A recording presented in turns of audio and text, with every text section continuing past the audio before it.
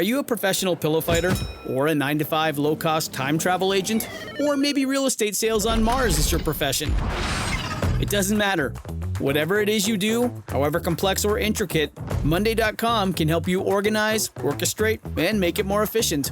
Monday.com is the one centralized platform for everything work-related. And with Monday.com, work is just easier. Monday.com, for whatever you run. Go to Monday.com to learn more.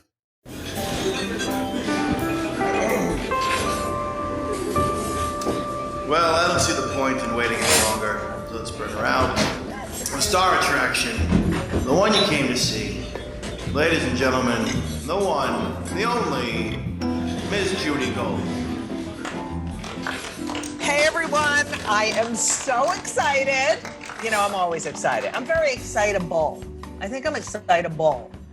We have an amazing guest this week on Kill Me Now. First of all, I hope everyone is really healthy and safe, except for like Republicans. Okay, no, I'm just kidding. Not all Republicans, just the asshole ones. But it's so great that we can still do our podcast via Zoom because our guest this week he's a little intimidating because of his level of intelligence and his knowledge, his vocabulary, the way he sees the world. It's gonna be challenging for me because he's a fucking smarty pants and he's so fucking funny. And his new album is like what is it, Mike? Is it? It came out on the first day. It was number one. Then think more albums come out and everything keeps happening. Right, whatever, it doesn't matter. But ladies and gentlemen, the amazing, the incredible Myq Kaplan. Oh my God. Yes, Mike. That's Thank you. The Jew Bell. I'm assuming you've never listened to my podcast because why would a comedian listen to another comedian's podcast? So this is anything remotely Jewish gets a ring. Okay. I love it. And okay, so Mike, I know you. I just want to say, first of all, it's such a pleasure to have you, and I know you, and I've been hearing your name for years. And did we ever do anything besides like a club in New York together? No, I think only the most recent time that we were at like the Village Underground or the Cellar, right. We were on a show together, and I remember this so fondly that I said that your set was funny, and you were like, yeah, I've been doing it 30 years, like doesn't even and you said, and you were funny, and I was like, oh, that's very nice of you to say, and you were like, what's nice? It's true, and I was like, that's beautiful, and I'm so awful. And can I tell you also, when I started out in Boston around 2002, and one of the first, all of my jokes were bad until I had one joke that I thought was like my best joke that I would do at the beginning of my set every time, and everyone would then get on board, and it would trick people, and then you had confidence, and then a couple, after doing it a few weeks or a few months or whatever, some older comedian was like, hey, that's a Judy Gold bit, and I was like, oh no, it was no, really. Yeah, it was like, about how gay people can spot other gay people. Oh my God, that's my joke. Like the blacks? Yes, 100%. Like I was like Jews. Yeah. And so I was like, one of my oldest bits. That's one of my first bits. And then I used to say, and now everyone, look at all the people looking around for the black people to see if they can laugh at the joke. Of course. Okay, that's a big compliment because you are very smart. Oh my God, I love it. And I love people were looking out for my material. That's right. But yeah, we've only performed here and there a couple times. But yeah, I've also obviously known of you since the beginning of my career when I had to stop telling that joke. Oh, I'm sorry. But I have other ones now. I'm very good. Yeah, you have a lot of them actually. I know this is going to shock you, Mike, but we have a lot in common. A lot. Please. Our penis size? No. Okay. So we're going to start at the very beginning. Sure. Well, first of all, everyone, I want you, after you hear this podcast, to go listen to Mike's comedy. If you haven't heard his he's fucking brilliant. And he has 6 albums, right? Is that thereabouts? Yeah, that's about right. You might recognize him. I mean, you've done a lot of TV. Plus, you did the anti-TV, like America's Got Talent and Oh, Last yeah. Comic Standing. Yes. But then you've also done, Letterman and Conan, and you have Netflix special and Amazon, so a lot going on in the career, which is good because you're a white man. So I, as are you, I'm really worried about my grammar for this one. Oh, you're doing great. Okay. I am also from New Jersey. You're from Livingston. I grew up in Clark. Oh, don't even. But you're from, and I know so many people from Livingston. Okay, first of all, but they're all way older, probably your parents' age. But that is Jew area, Livingston. Oh, sure. Yes. And are you're half Jew, half Italian? No, all Jew. I'm all Jew, but my parents divorced when I was a teenager. And so my dad, for the past 25 years, has been married to an Italian Catholic woman. So that is the Laura, topic. Yeah. Fuck you. I knew he was all Jew. And Laura's like, no, he's half Italian, half Jew. That's the lie that Howard Stern tells. Okay. Please. All right. So you're born in Livingston. I do a lot of research on my guests. And your childhood is nowhere to be found anywhere. So we're going to have to discuss it. You're an only child, I'm assuming? I am. Woo! Because I remember a bit you did, and you said you were talking about your grandmother and that you're getting all the money. Okay. Oh, yes. So and what did your parents do for a living? My parents were both, when I was growing up, music teachers. My God, yeah. I'm in love with you. Where did they teach? My mom taught in the public schools in Fairlawn Elementary School in Bergen County. Mm-hmm. And my dad was the high school Saddlebrook High School band director. Jewy Jew and Richie Rich. Saddlebrook is rich.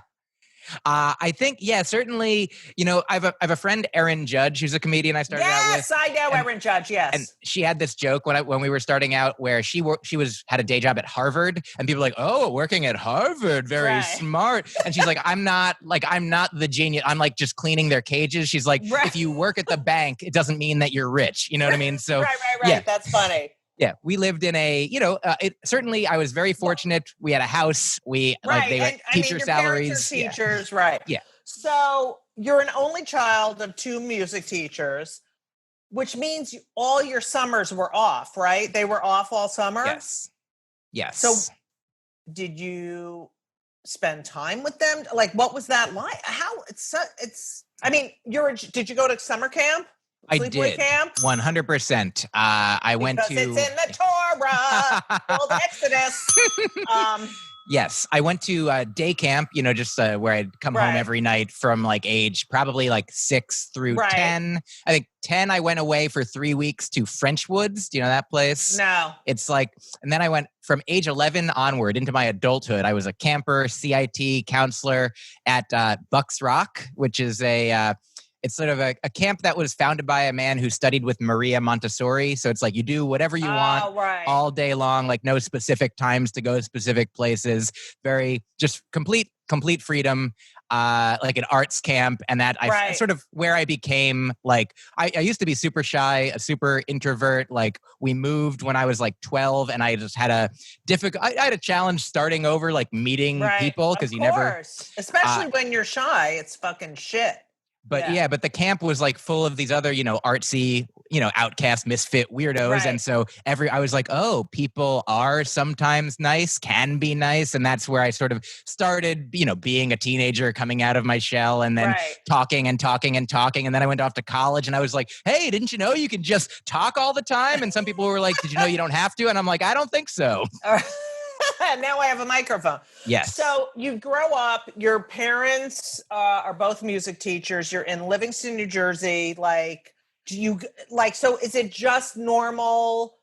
Did you have a lot of friends? What was your group?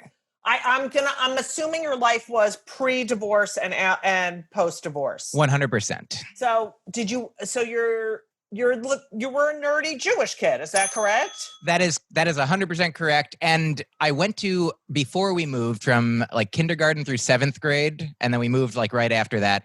I went to a private school, so there were only Really? What private school? Farbrook in Short Hills. Oh my God. Everyone just, whoever's listening, stop your car. Short Hills, New Jersey, like I think it's one of the richest towns in the country. Oh yeah, I had friends, like one of my best friends had like I didn't even think of it as weird at the time because it's just like, your Right. childhood is like, this is normal. Your family is your family. Your friends are your friends. But they had a mansion that had, I would go over and they had like secret like passageways that I guess were old, like servant passageways. No way. In their Short Hills mansion? Yes. So yeah, there were definitely. Isn't that weird? It's like my kids, grew up in New York City. They're both Jewish. And they went to public school. And some of the kids in public school were so wealthy, like really. And then there was the janitor's kid there too. Like that's why I loved public school for them you really see, income inequality when you're not wealthy and you're going to the fucking private school. Why did your parents put you in the private school? Was the Livingston public school shitty? I guess I never really talked to my mom about that. I want you to discuss it with her. I will immediately after this. I've been talking to my mom a lot more during these times, right. and enjoying it and getting to know about her childhood and mine. So this is a great question for future research. But the income inequality was most clear to me in like the tooth fairy distribution. Right. I legit had a friend who they were like, yeah, they give me like $100 for a tooth. What? And I was like, I get $1, I think. I got a quarter. I got a quarter. It makes sense. There's inflation but yeah. Yeah. So you are in grammar school. Do you have a group of friends? Like, yeah, I think so. Everyone was friends with, like, it was like there was nobody who was completely like outcast from that childhood group. Like everyone would invite everybody to all the birthday parties. See, that's nice. I didn't have that, but that's nice. Yeah. Yeah, it would have been real weird if you're like, okay, you 18 are invited and you are not. Like, right. So I was the one who wasn't invited, and that's why I'm a comedian. Okay. Sure. And there were definitely like some kids who were sort of, it was like a spectrum of like, there was like popular kids and there were like, weirdos. And like, I was certainly on the weirdo end of the spectrum, but everyone was like friends or friendly, even if I didn't realize I was probably annoying some people, but they're like, it's just part of our family. This is how it works. And I was quieter. I remember like saying the first funny thing I ever said, which like when I was 12, and it's not even the funniest thing, but that was like, if people are like, when did you first, like, were you funny the whole time? Were you a class clown? Like, I was not. I was like a class quiet. I was certainly just like good in school. Like I got good grades. You got great grades. So you were a brainiac. And then did you go to Hebrew school after school? I did go. I was given the choice. So like I started playing the violin when I was 4, and that was like one of my main extracurriculars that wasn't a choice at all. Like because my parents, like my mom in particular, was like, music is like more important than religion in our home in a way. She's like, you are Jewish, but you're going to do music, you don't even have to do all the Jewish things. But so when I was maybe 8, she was like, do you want to go to Sunday school, Hebrew school, get a bar mitzvah, you get presents? And I was like, I like that. I think she was, playing up the presents angle. Right, of course, because otherwise, forget it. So from 8 to 13, I went, I think it started one day a week, like after school Wednesdays or Monday evenings. And then it was like a couple days. It was also Saturday morning or Sunday morning. Eventually, special bar mitzvah class. Eventually, it was like it wasn't Saturday. That's Shabbat services. You're a bad Jew. When it was a Reform temple, and it was definitely I think when the littlest kids had class on Saturday morning. But then it moved to Sunday. But yeah, so I did all that, had a bar mitzvah, but then also every Saturday, quote unquote, bad Jew, I had from when I wasn't going to Hebrew school, it was all music school all day Saturday for most of my childhood. Okay. So what are your parents' names? Bonnie is my mom and Bob is my dad. Oh, that's so annoying. Bonnie and Bob. Okay. So now, was your mother, they were music teachers, but were they, which is, by the way, what I went to college for. But Ah.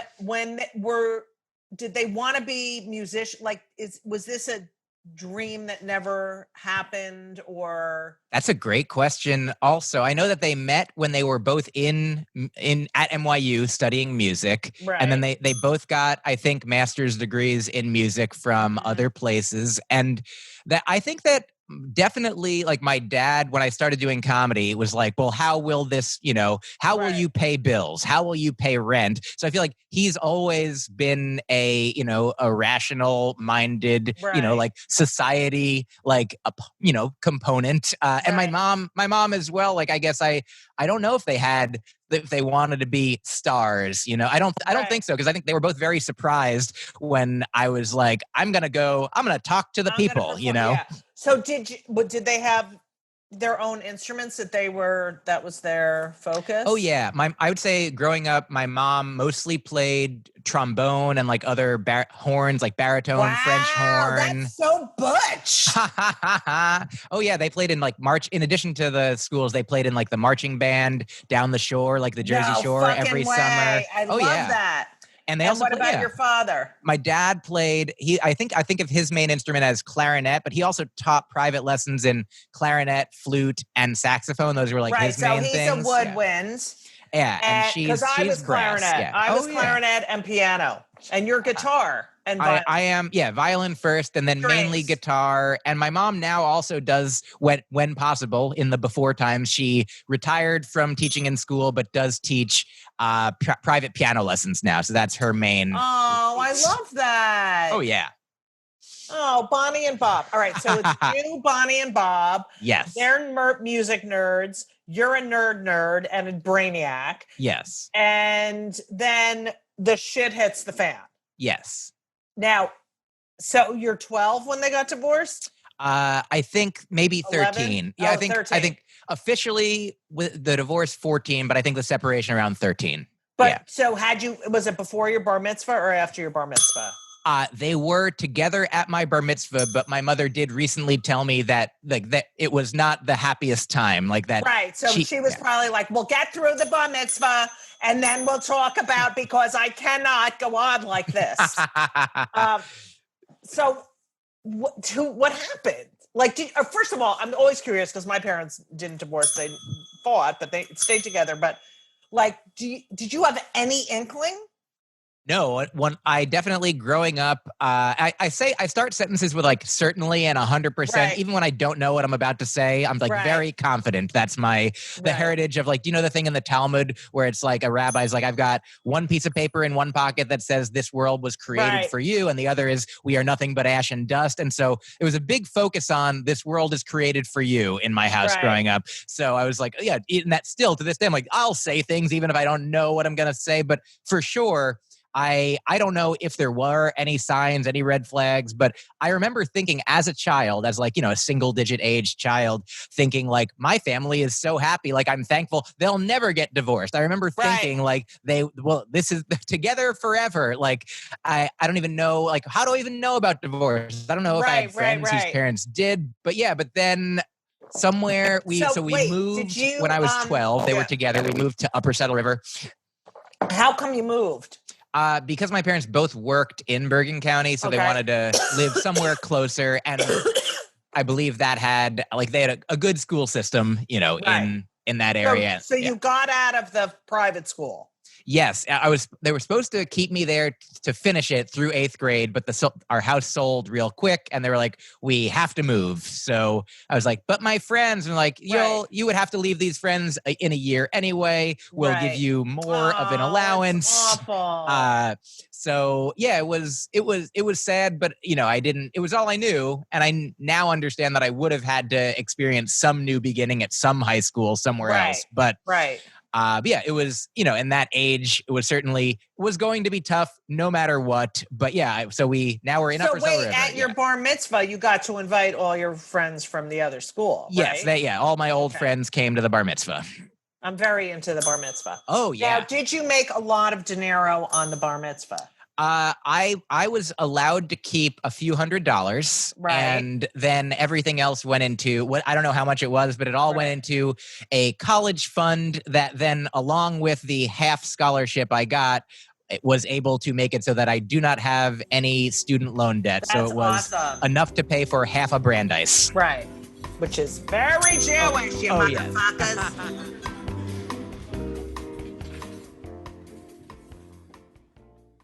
This episode is brought to you by Progressive Insurance. Do you ever find yourself playing the budgeting game? Well, with a Name Your Price tool from Progressive, you can find options that fit your budget and potentially lower your bills. Try it at Progressive.com.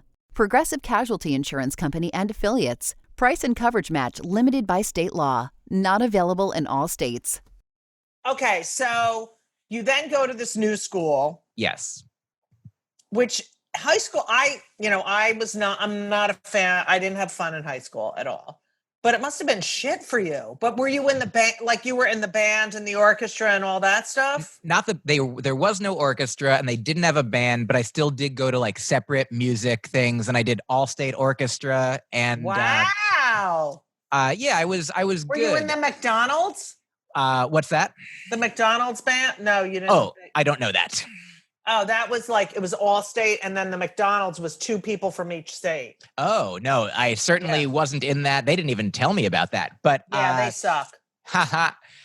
Yeah, so I was still good in school, and so I sort of became, but eventually by senior year of high school, like I had a small group of friends that I'd be like, these are my friends. Like I had a girlfriend for the first time my senior year. Right. But leading up to that, it was all, I definitely credit like camp, like the summer camp for like. That's, people don't realize how important summer camp is.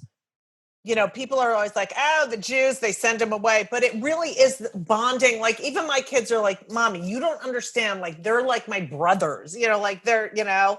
Oh, yeah. It's really special. And so and it sort of seeped into the rest of my life, like to help me understand, be like, oh, like most of the kids in my high school, I now understand weren't out to get me, weren't bullied, didn't care, didn't think about me. Can I tell you this real brief analogy? One time, Mark Maron, who I would say is he was very gracious. And when my album came out, he this year, like a week ago, went on his podcast and he said, Myq's got a new album out. Like we're friends. We don't talk a lot, but he's funny. He's like an interesting man. He's a funny little interesting man, So I'm like, according to Mark, we are friends. I am his friend. But for years, he was like this intimidating, angry comedy dad that I wanted to please, Yeah. And so years ago, I remember I was at I was on a show with him in LA, and in the green room, he was with a girlfriend at the time, and he got up and I'm sitting next to her and I say as a joke, but not as a joke, I'm like, what does Mark really think of me? And she says, he really just talks about himself. And that's so funny. I would have said the same thing. And that is exactly what the high school experience is like. Like if you're worried that what somebody else thinks about you, probably they're not. Almost everybody else. So all anyone thinks about is themselves. So, and yeah. And did you really take a dance class for bar mitzvah? My mom made me. Yes, absolutely. So this is around age 12, so right around the move also, like all the upheaval. And I was not, and I don't want to say that I still am not quote unquote good with my body, but between brainiac and I'm not a broniac, you know what I mean? Right. Like my girlfriend now loves dancing. Like dancing is like one of her, sort of spiritual acts of communing with the universe. Like she's so like, and she also exists in time and has a good brain and is a wonderful musician, and she's got everything. And I'm like just catching up, and I'm like, oh, I can move my body. I can be aware of it. I can feel it. But at the time I knew nothing about it. And I was also, had these new gigantic glasses and new braces. Wow, that's terrific. And so just all these kids who I also don't know, like maybe one kid from my class in Hebrew school, they're all different ages, all different rooms or whatever it is. One girl from my regular school who also is kind of like, a weirdo who like took pity on me. Like when other girls were like, we don't want to touch you while we dance. I'm like, but it's slow dancing. And they're just like, keep your arms like, the Holy Ghost distance apart. I'm like, we're Jews, but this... I remember this one girl, Fran. I don't remember her last name, but she was just so nice to me. Maybe even just once, but it stuck out. It stuck out to me, and it may not be everybody else. There was like one kid who was like, "Look at him! He can't even do these dumb dances right." And I was like, "Well, I'll remember that forever." And thank you, Fran. We love you. You mentioned your grandmother a lot. Is that your mother's mom? It is my mother's mother. And were you really close with her? I was. Today is, right as we record this, is the 2-month anniversary of when she died. She was 91. I thank you. It was sad. It is sad, but 91 years. She was 50 years older than me. I think she's like, you were my 50th birthday present, you know? And I was her only, I was not only an only child, I'm an only grandchild. That's the thing. Wow. So wait, do you have any aunts and uncles? My dad has one brother and he's married. So I have one aunt and uncle, but they don't have kids. And then my mom is also an only child. So I have no first cousins. You, Myq, and I not looking good for the kids, huh? Oh no. I mean, right now, it's not looking good for anybody right now. Yeah, exactly. That's what I'm talking about. All right. So I was really close with my grandmother, and she used to, Dorothy, and she used to come on the weekends. She lived in Elizabeth, and then this is years ago before, this is in the 60s and 70s. And she would come and stay with us on the weekends, and I shared a room with her. And I fucking loved my grandmother. So I know, like, when you're close with your grandparents and they die, it's not. I'm sorry about that. Okay, oh no, so, it's the good thing is, you had her for a long time, and you know what?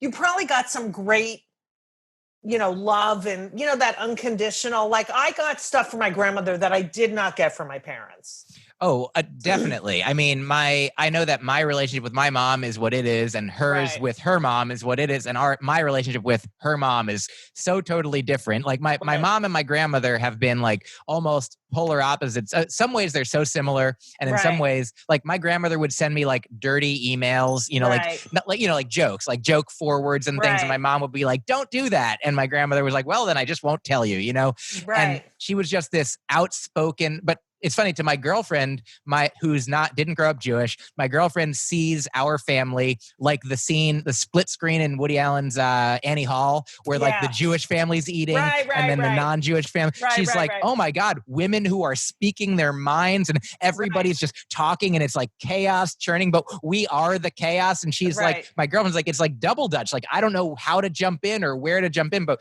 we've been doing this for millennia. And so my grandmother, she loved me so much and I loved her. And towards the end, like I would call her once a week and then I would call her more, but she didn't want to talk all the time. Like I had her on my podcast once and I talked to her for, like 2 hours and I was so grateful that I got to do that. Cause ordinarily she's just like answers the phone. She's like, I'm playing Mahjong. I'm happy that you called. Just glad to hear your voice. Goodbye. Glad to make my friends jealous cause their grandkids aren't calling. Why didn't you give me great grandkids? My friends, but I'm like, yeah, okay. Well, there you go. Wait, did she live close by? Growing up, she lived in the same town. Like my dad's mother lived. So we lived in Livingston, and my grandmother and grandfather also lived in Livingston. My dad's mother lived in Forest Hills, so we would see her much more infrequently. Like holidays and things. So I just have more memories of more experiences. Like I would. For babysitters, like my parents would leave me at my grandparents, they'd go out, I would stay over there. So I lived there. That's so nice. Yeah, I slept over my grandmother's a couple times. But yes. So you you have a new high school and your parents are divorced. Yes. Right? So that's like fucking major. That's major. Yes. And who are you living with? I lived with my mom. They had as far as divorces at this time went, like my parents were very like, I don't know everything that happened. I was the party line, but as far as I know, was that they grew apart. Like it was nobody's specific fault. Nobody was angry at anybody. Ultimately, they were like, this is for the best for us both. And so my mom and I moved just one town over so I could stay at the same high school. My dad moved about an hour away. And so then they had joint custody. I lived with my mom, but I'd see my dad most holidays, every Thanksgiving, on Thanksgiving, for Christmas, once he was married into a family that celebrated Christmas. And then for every other weekend, I would stay with him. And then once a week, I would see him for dinner. But I lived with my mom, basically. Do you feel like, I feel like it must have been, it's so much harder for an only child to deal with divorce than... It's the only, I don't have anything to compare to, but certainly that it does make sense. I dated a woman maybe 10 years ago. Do you know Myq Fox? She's a comedian. Oh, yeah, of course. So Myq told me that like when her parents were, I think, splitting up, there was a time, there's so many things, but the relevant thing is like, she's like, I'm glad that I have my brother and my sister to be like, this is what happened even, like that they had this solidarity throughout that. Right. And you'd also like, I'm sure time changes your memory, with the reality, your memory and the reality are probably two different things. And like, you have no one to say, oh, remember when this happened? Oh, poor baby. You also, at that time, changed your name. That was, that was the camp's influence that like, cause in high school, I was just like, I sort of receded into myself. I was like, I'll be in my classes. I'll do my homework. I'll exceed the way I exceeded and I receded, I was just like, I'll just do, play the game, the only game that I know, which is the do well in school game. And by virtue of that, you sort of, then you're in the same classes with all these other, like, sort of smart, if it's an advanced class, it's the smart people. And I'm like, oh, these are and they're nice. A lot of them were nice people. So I'm like, I didn't like hang out with them outside of school, but I at least had some solidarity within school. I felt like, oh yeah, all of us, if I had been like, do you want to hang out? They probably would have, but at camp, it was just like, we're there. It's like school, you have to, and camp, you get to, you're there and you're like, oh, this is so great. And it's just a creative environment. And I don't remember why exactly, but I had this dream. I don't remember my dreams a lot, but I had a dream as a kid that I was a history teacher and Batman, and that I was worried that the Batcave, which was in a movie theater, my students were going to see me going into it and know that I was Batman. And later, when I was like, who knows what that means? But later, I took a class, just like a seminar in dream, interpretation. And they said, whatever things mean to you, like you can't just look up in a book and be like, teeth mean this. Teeth mean something different to you if your father's a dentist, than if you don't have any connection to teeth. But I was like, what does history mean to me? I'm like, I hate that class. That's my least favorite school subject. It's my worst subject. And what's Batman? I love, it's cool. Batman is cool. I love, and so it meant to me, I was like, oh, I'm like one cool version of myself during the summer and one version of myself that I'm not happy with, the school version, but those worlds are coming together. They're in danger of colliding. And so at camp, I was like, I saw that as also the time that I was like, I'll just, Prince changed his name to a symbol around that time for a reason that we would learn later was like copyright related. Like he couldn't put out music as Prince, but he could as this other weird thing. And I was like, as a kid, I was like, I like that. I like you're doing this weird thing. That's all I knew it was a cool, weird thing. And I was like, what can I do that's cool and weird? I'm in this safe, warm, like womb of a summer camp.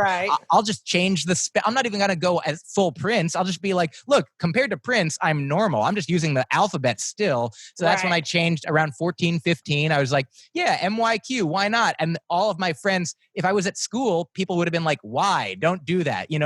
Like rude audiences that are like, this better be funny. But instead of the audiences that are like, this is going to be great. I'm excited for this show. That's what my summer camp was like. Yeah, why not? Be a weirdo. Let that freak flag. Be an individual, And so, that is where the name change happened. So you legally changed it? I didn't. I just told people, I put it on my camp name tag. And then, when I got email when I got to college. That was the first time I had email. I just made it MYQ at Brandeis, and then I just wherever I would go. And the only place it's like official now is because there's so many Myq Kaplans in show business. There's like a costume designer who he gets a lot of work. Myq Kaplan, Michael B. Kaplan. There's so many of them, at least a couple. So that Myq Kaplan is like my official name in like the union.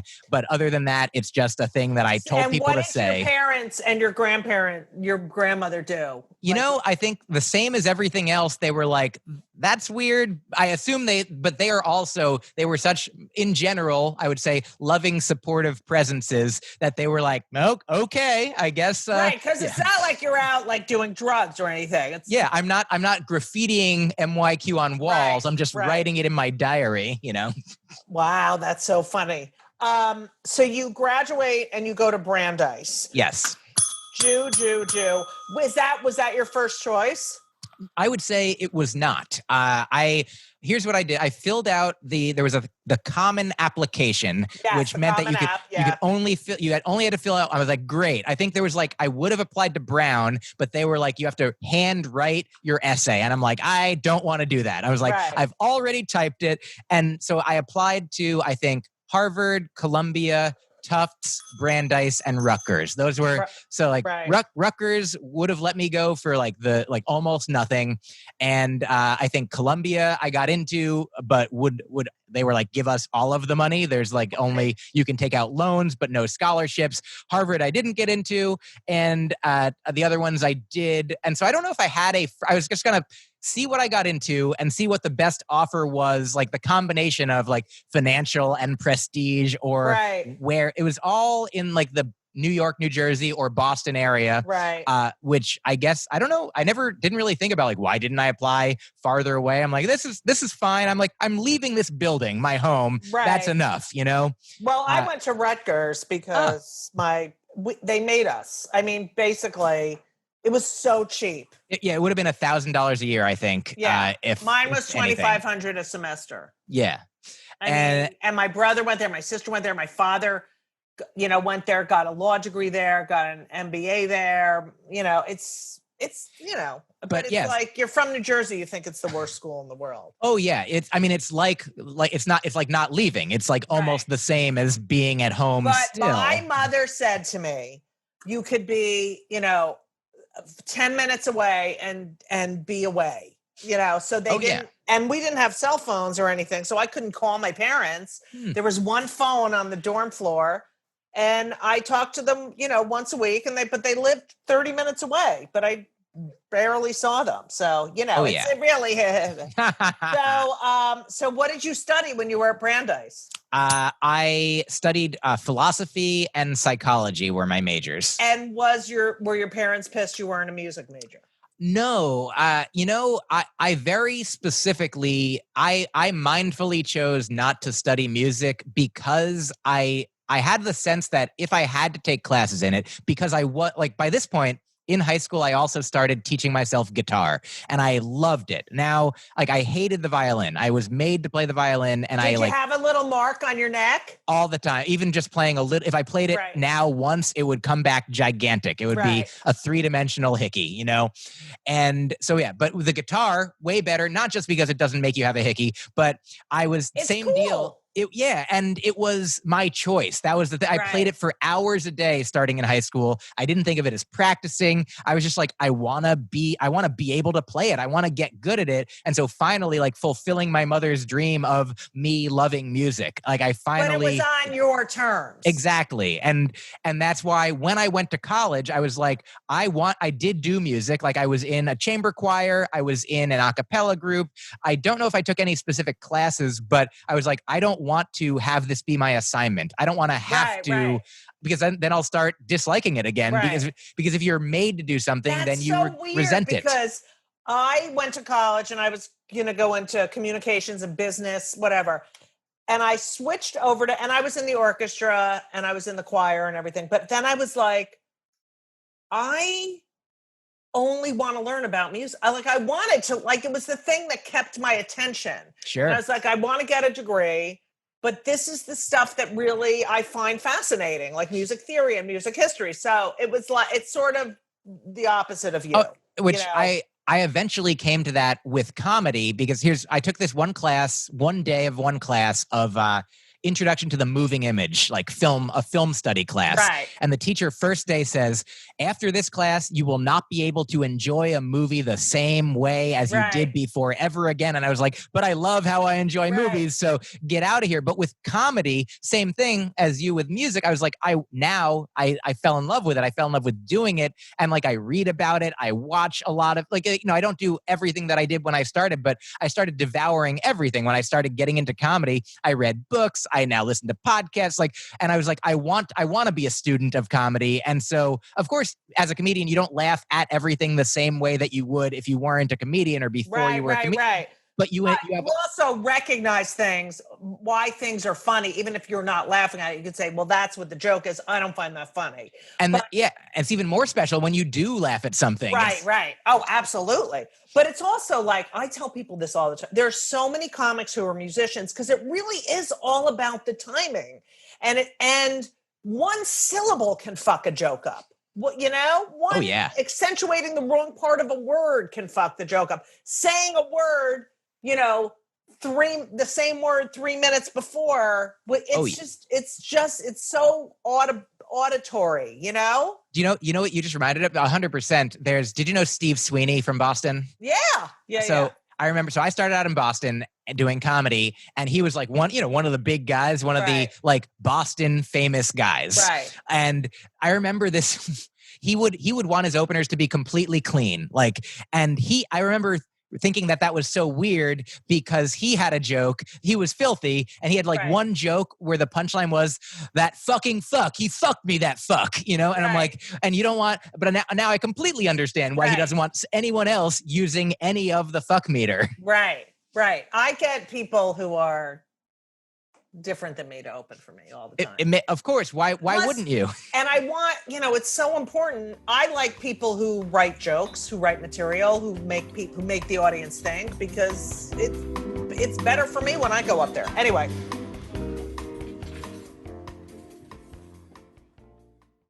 This week's episode of It's Judy's Show with Judy Gold is sponsored by BetterHelp. And if you know me, which I think you do because you're listening to my podcast right now, you know that I am a big advocate for therapy. I think it benefits everyone. I think there's so many people who need it, who don't partake. It is so important for your emotional health and well-being. Therapy is fantastic. It is in every stretch of the imagination. And if you're thinking of starting therapy, please do it. But please give BetterHelp a try. It is entirely online. It's designed to be convenient. It's flexible. It suits your schedule. You fill out a brief questionnaire to get matched with a licensed therapist, and you can switch therapists anytime for no additional charge. I have switched therapists in my life. I've had many, many therapists, and sometimes it's not a great fit for you, but don't give up. Therapy is beneficial. You can learn about yourself. You can process and just be emotionally healthy. I'm telling you, do it. BetterHelp is great because, when I used to schlep to my therapist's office, it was so annoying. You have to do it and you sit there and you wait, and then I'm telling you, doing it online is fantastic. And BetterHelp is amazing. I know a lot of people who've used it. So if you're thinking about therapy, go to BetterHelp.com. Let the gratitude flow. This is Gratitude Month, people. So you need to let the gratitude flow with BetterHelp. Visit BetterHelp.com/Judy Gold, JudyGold, today, and you will get 10% off your first month. That's BetterHelp, HELP.com/Judy Gold. You're welcome. When you were in high school, you said you had a girlfriend your senior year. I did. And did you go to the prom and stuff like that? We did. It was a very... I didn't fucking go to the prom. Oh, I'm so sorry. Yeah. It was my first time, participating in what seemed like, the heteronormative high school culture. She was just a girl who was in my homeroom, and we just started talking, and I had like heightened confidence because I think I'd made out with like maybe a couple girls at camp that summer, like the summer before senior year. Like I kissed 2 girls at separate, which, you know, like at camp, like it lasts 2 months. And each day, it's like they say a month passes in a day, but like each day like takes a month. So I feel like I was dating one girl for 2 weeks, and like that 2 weeks was like a lifetime. And then we broke up. And then, you know, after a respectable amount of time, one day or whatever, I started dating another girl. But then, in high school, I just started. The year before that, I had a girlfriend who I didn't kiss at camp. There was just a girl who my friend Sam, one of my best friends still at that time from teenagers on to now, he was like, this girl, Emily, likes you and you like her. You've both told me. And even then I was still afraid. I was still like, but what if I ask her out? And she's like, but where? We can't go out. Like, what are you even talking about? And I was just nervous and self-conscious. But eventually I understood at least like, oh, if somebody's talking to you and like is choosing to talk to you and seems to sometimes go out of their way to spend time with you, or at least if you if you ask them questions, they seem happy to answer the questions. Right. I was like, I think this girl might like me. And so that was my high school girlfriend, Jen. And so you didn't do anything with Jen? Just made out? No. Jen, we did. No, I didn't do anything with the first camp girlfriend. With Jen, we did things. Wow, nice. And at this point, were your parents dating? At this point, my father was remarried. So he's the one who's the fucking cheater, by the way. Go ahead. I don't think that's true, but I do understand why. I always think that someone's cheating or someone's interested in someone else. Yeah, I understand. I think that my understanding is, and again, this is all speculative, but from my understanding of talking with my parents and what they shared, my dad likes being married. He likes the institution of marriage. So he did get married quickly after meeting a new person, is my understanding. But I think it is because he found, and they've been together 25 years, he likes being committed to a person that he loves. What about your mom? My mom has been engaged several times and my mom dates. My mom dates a lot. And even now during the pandemic time, she has gone on some dates that are like, 6 feet apart, walking in the park dates. And she goes to Jewish singles nights. And like when she's not in a relationship, she is very often setting up. She's on J-Date. She's on she's meeting people. She has that in common with me, is like when I haven't been single when I've been single in the past, I've been like, oh, like it's fun to meet people. It's exciting to commune with other human beings. And my mom was remarried a few years ago for about 5 years. And he was not physically as well as could be, and they separated, and then he went into hospice care and since passed away. But that's great for your mother. She loves her husband and her mother. Good night, folks. All right, so you go to college. Yes. Now, do you really? This is what. Now, when I went to college, my Secret Santa, my freshman year, my sophomore year, dared me to do stand-up, and that's how I started when I was 19. So that's when I was like, oh, I mean, I was studying music, but I was like, this is what I'm meant to do. So you cheated on music with comedy, I cheated, and because first of all, being a music major, it's like it's not like another major. It's like you have to go to separate places to study and hear symphonies, and then you have to sit in the fucking practice rooms by yourself. It's so and it's so competitive, and they're all and I was just like, I just want to get on stage and like you, I want to talk, I want to make people laugh. But did you you're talking about how like you're a nerd and you're this, but were you funny?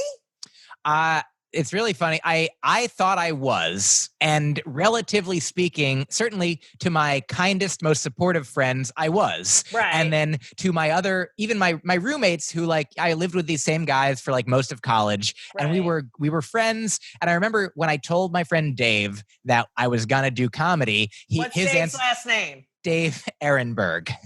Okay, go ahead. Dave said to me, he said, you're doing comedy, but we're all funny.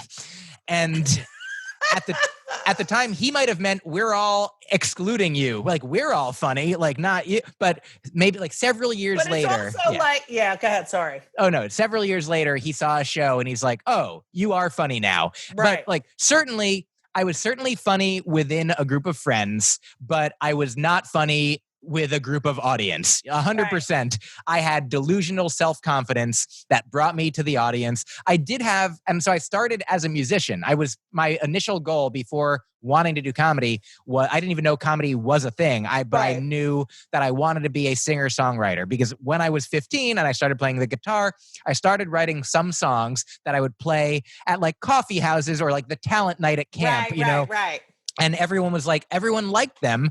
And I was like, I like them. And so I just kept recording music, and some of the songs were funny. So the first time I performed on a comedy club stage was senior year of college. I was 21 finally, and I was like, I can get into bars and I can go play my music, and I can finally give myself a chance to develop an audience and quote unquote get discovered. And I found the Comedy Studio in Boston, which was in Harvard Square. Rick Jenkins, I don't know if you've ever performed there. Yes, I know Rick Jenkins. And there was Catch a Rising Star was right there. Catch was right around the corner, a couple blocks away. I used to do that all the time, yeah. Yeah, and so this was, this is where like Eugene Merman started, and like a bunch of people who went on to write for Conan, and it was like, so I didn't know it at all. I had seen Rick perform at Brandeis. He featured for DJ Hazard. Did you know DJ? Oh yeah. DJ was the first comedian I ever saw headline live. I saw Henny Youngman when I was a kid.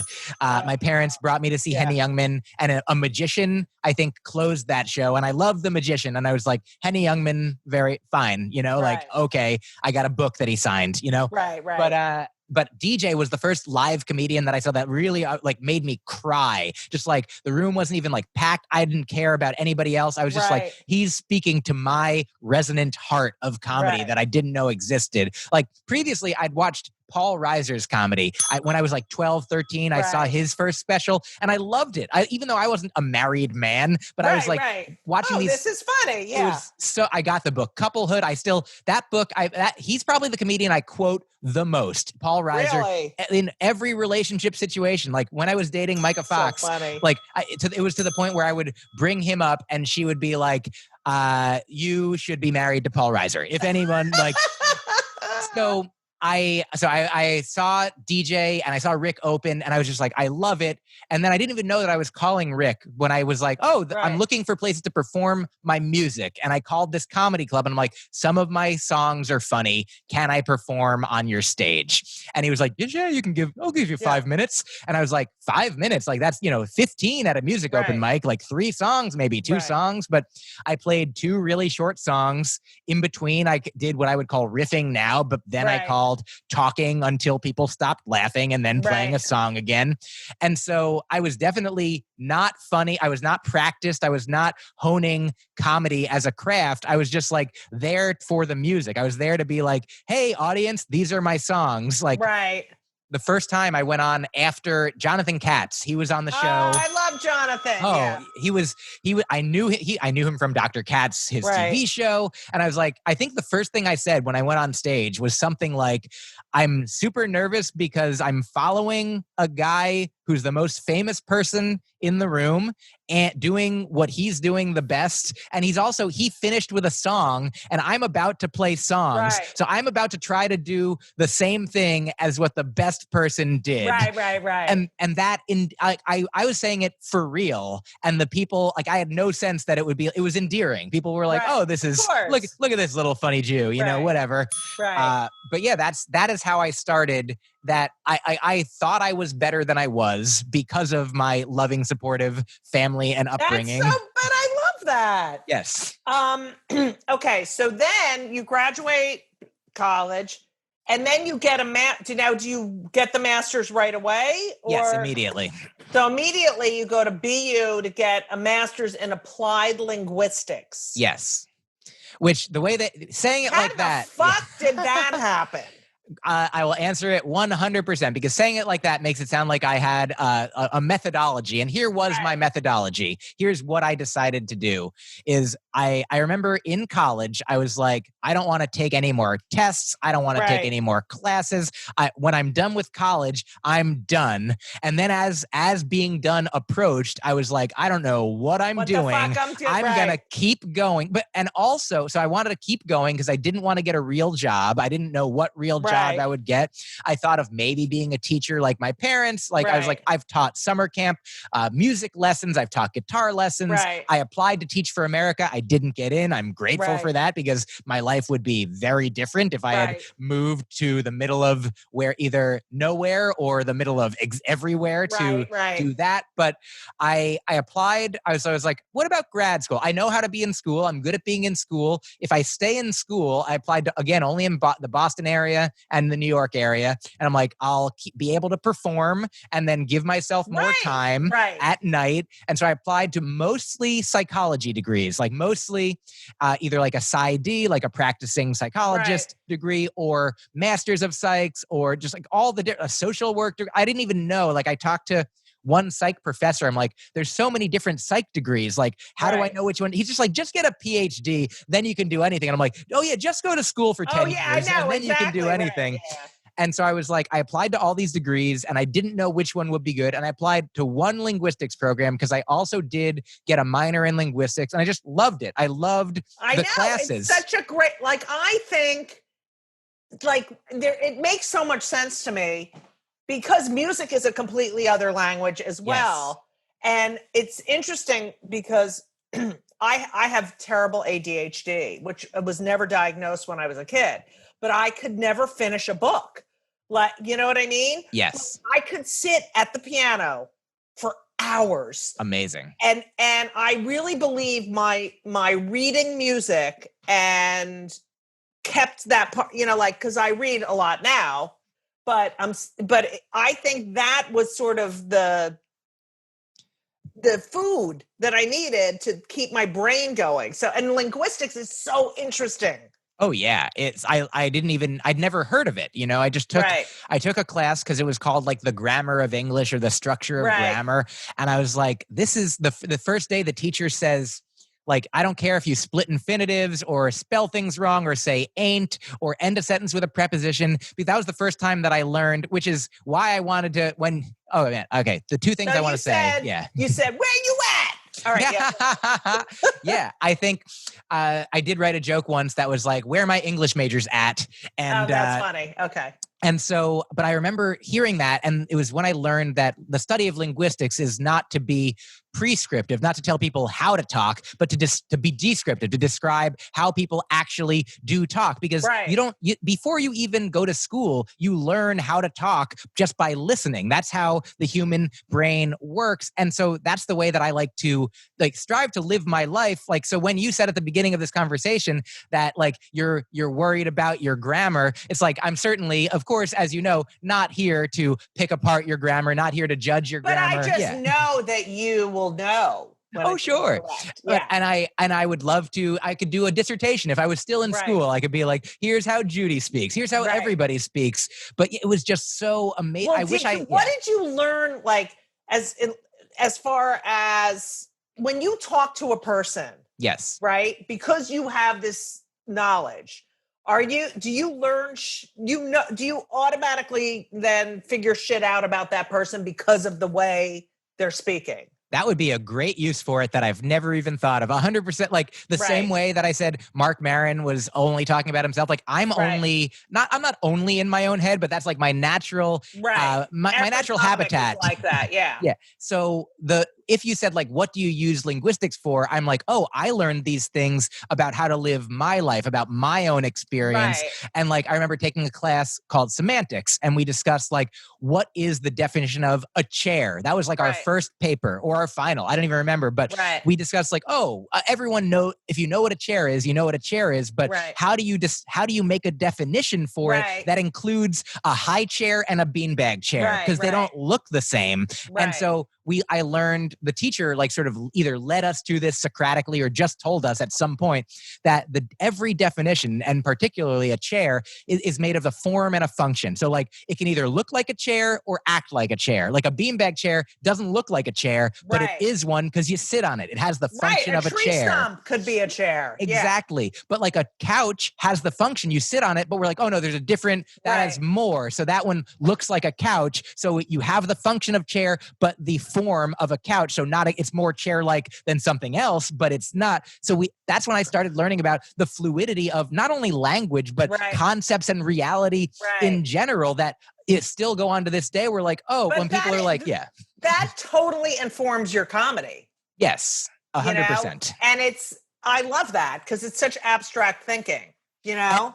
It also informs like some practical aspects of living life like that. I think so many of us, like before everyone heard the word transgender, if you were like, you know, you grow up, I grew up watching, what was it? Kindergarten Cop. It had like the famous line, like boys have a penis and girls have a vagina. And that was funny because a kid was saying a thing that was to everyone else, societally speaking, culturally speaking, like an obvious truth that now as we move through and progress, we're like, oh, it's not true and it's not obvious. Like there's so much learning and growth that takes place that we used to think it was, oh, kids are learning and adults are done. But now we're like, oh, adults are still learning and growing and taking in new information. Like, do you know that? Some adults are just. Oh, yeah. We have the capacity. Right. At our best, we are still like, we're not, until we're dead, we're not done. And maybe not then. Who can say? Like, exactly. Do you know when Stephen Colbert did the White House press correspondence dinner, my favorite thing that he said that I think of a lot, he said like George W. Bush, who's sitting right next to him, he says, Bush is consistent. He believes the same thing on Wednesday that he believed on Monday, no matter what happens on Tuesday. And like, that is, I mean, I'm not even pointing the finger at other adults. I'm like myself, we're all like that in ways. There's things that we believe are true that we don't even know that it's a blind spot, that it's as true, that we have that presumption, that assumption within us until somebody's like, did you know, like I had this as a man, as a white person, as a cisgender person, as a straight person, until I'm like, oh, there's other experiences, you know? And obviously you can know that intellectually, but until you there's so much more learning to be done that the more you learn how much of an idiot you are, you know? Right, exactly. Thank you so much for listening to part 1 of Kill Me Now with Myq Kaplan. Make sure to tune in next week for part 2. Now, if you like the show, which how can you not, please subscribe and leave a review. It helps more people find this amazing show. 5 stars only, please. That's 5 stars. I am so excited. Guess what? I'm doing a live stand-up show via Zoom on May 28th at 6 p.m. Pacific time, 9 p.m. Eastern Standard Time. It's for Nowhere Comedy Club. You're going to see me do stand-up. I'm so excited. I miss it so much. So you can get your tickets. You fucking watch from your goddamn sofa, motherfuckers.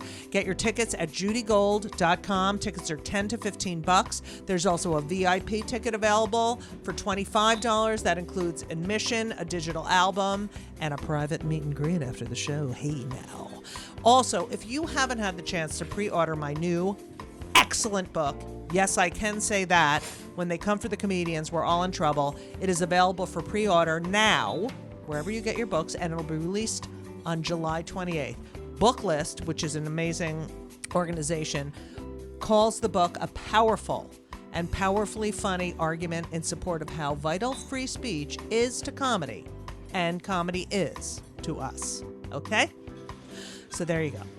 It would mean so much to me if you would check it out. All pre-order links are on the homepage of my website, judygold.com. Okay. Also, make sure to follow me on Twitter and Instagram for all upcoming virtual dates. That's at Judy Gold, JEWDYGOLD. You know, like Jew Gold. Okay? And I hope you're all safe. I hope you're all well. Thank you so much for listening. And as we always say, so long! Don't forget to tune in next week to Just Kill Me Now. It's Just Kill Me. Oh. Don't forget to turn for part 2 on Just Kill Me. No, it's not. It's Just Kill Me. No. Judy Gold's Just Kill Me. Just. Just kill me now.